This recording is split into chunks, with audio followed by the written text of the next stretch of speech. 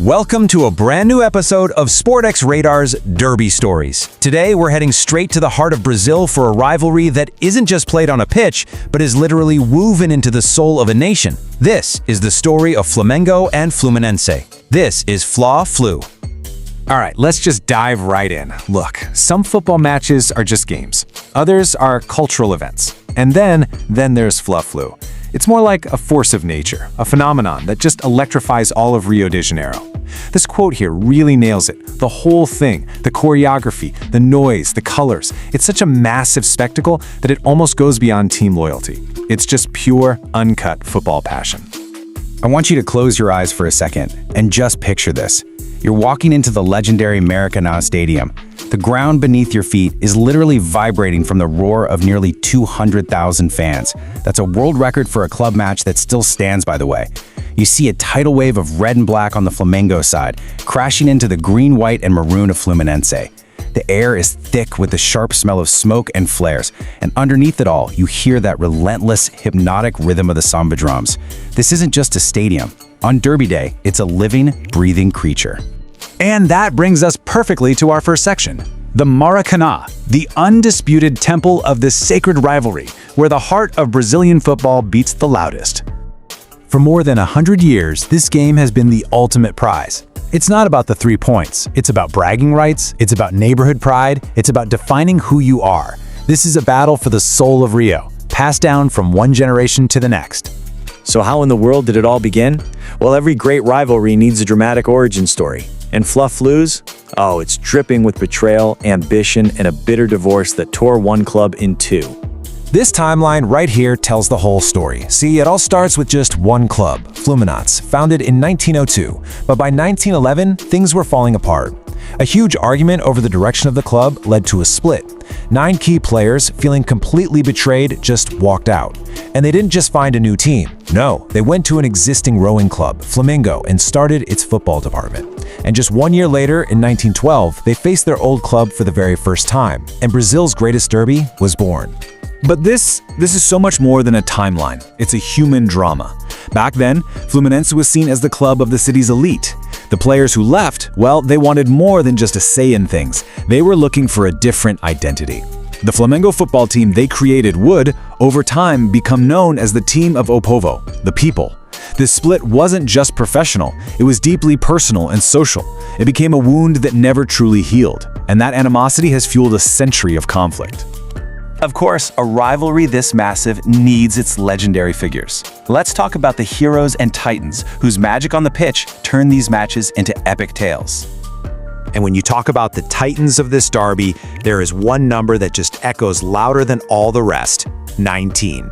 And that number belongs to one man, Zico.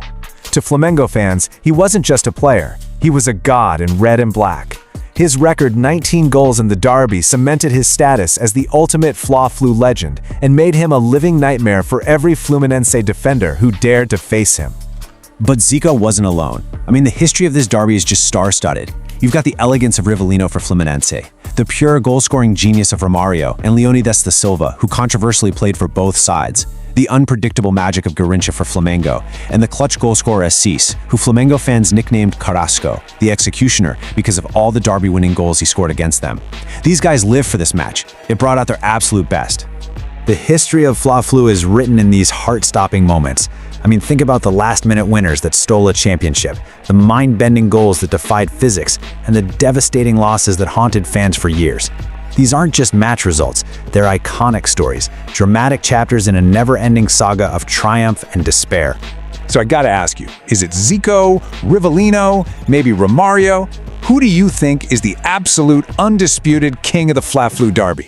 Drop your pick in the comments below, let's get a debate going. Okay, let's zoom out from the pitch for a minute, because the real power of this derby lies in its cultural impact. This is about a nation's heritage, about how a simple game came to represent the heartbeat of a city and a symbol for all of Brazil. And listen, this is no exaggeration. When Fla-Flu is on, the city of Rio de Janeiro transforms. Businesses close early. The normally bustling streets go quiet. There is only one thing that matters, one place where everyone's attention is focused, the Maracana. The entire city holds its breath, all at once. So, here's the bottom line. It is so much more than a game. It's a sacred tradition, with the colors and the loyalty passed down from a mother to her son, a father to his daughter. It can split families right down the middle at the dinner table, but unite entire neighborhoods in celebration.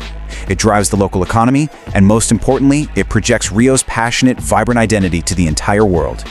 Which brings us to our conclusion, the fire that will never die.